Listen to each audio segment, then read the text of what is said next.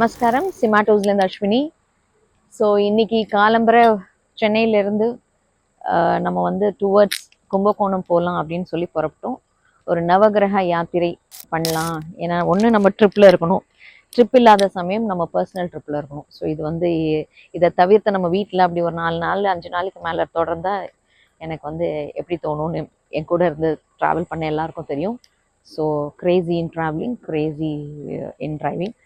So main என்னென்னா, இன்றைக்கி நாங்கள் வந்து கும்பகோணம் போகிற வழியில் புவனகிரி ராகவேந்திரரை பற்றியும் மகாவதார் பாபாஜி பற்றி அப்படி பேசிகிட்டே வந்துட்டு இருந்தோம். ஸோ நம்ம கிட்டத்தட்ட அவங்களோட பர்த் பிளேஸ் நம்ம இப்போ போர்டில் இங்கே பார்த்துருக்கோம் இல்லையா.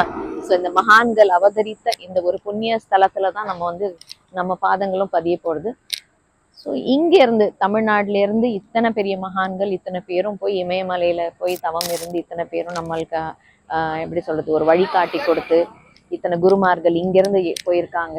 நிறைய பேர் அதாவது மகான்கள் வந்து பிறக்கிறதோ இல்லை நம்மளோட எப்படி சொல்றது நமக்கெல்லாம் வந்து நம்மளோட கூட செயல் பண்ணுறாங்க நம்மளோட டெய்லி லைஃப்பில். ஆனால் அவங்களாம் யாரும் நமக்கு தெரிஞ்சுக்க முடியாத வருது.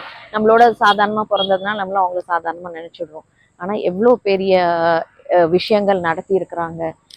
என்ன சொல்கிறது, குருவோட ஆசீர்வாதம் இல்லாமல் நம்ம வந்து எந்த ஒரு விஷயத்தையும் நம்ம கிராஸ் ஆகி போக முடியாது. நம்ம குரு வந்து நம்ம செலக்ட் பண்ண முடியாதுன்னு சொல்லுவாங்க இல்லையா, அவங்க நம்ம கால் பண்ணோம்.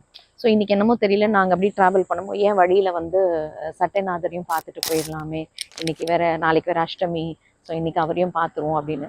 ஸோ அவரோட அழைப்பு இருக்குது, அதனால் போயின்னு இருக்கோம். வழியில் திரும்பவும் எப்பவும் போல் என்னோடய ஃபேவரட் ஜோன் துவாராஹாட்டில் இருக்கக்கூடிய கிரியா யோகி மகாவதார் பாபாஜி. ஸோ அவரோட போர்டை பார்த்தோன்னே நான் அப்படியே நின்றுட்டேன். சரி உங்களுக்கும் காமிச்சு விடலாம் அப்படின்ட்டு. யாராவது வந்தீங்கன்னா இந்த சைட் பரங்கிப்பேட்டை, கடலூர் மாவட்டத்தில் பரங்கிப்பேட்டையில் தான் அவர் தோன்றினார்.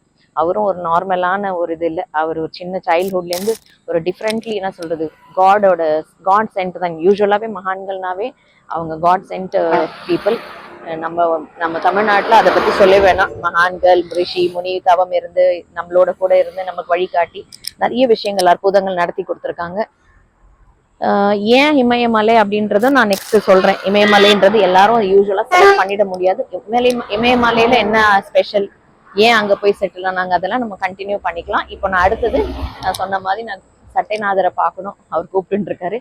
ஸோ அவசரமா புறப்படுறேன். நெக்ஸ்ட் வீடியோல நம்ம பார்ப்போம்.